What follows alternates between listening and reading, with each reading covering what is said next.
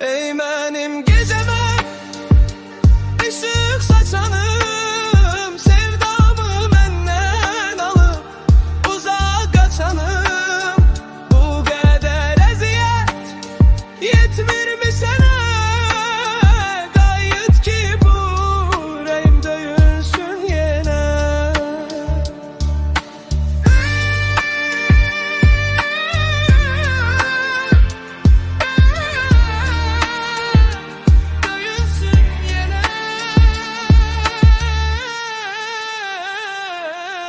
Ey güzel gözlüm, ey gülen yüzüm, ey benim hayatım, ey gören gözüm. Artık dözmür ürək, bitir bu dözüm. Sənə deməyə qalmayıb bircə kəlmə sözüm.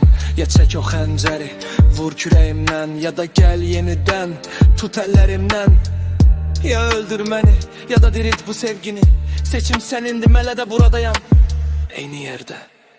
Ey mənim gecəmə ışık saçanım, sevdamı benden alıp uzak kaçanım.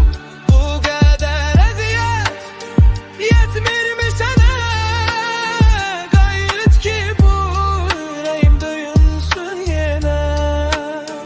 Ey benim geceme ışık saçanım, sevdamı benden alıp uzak kaçanım.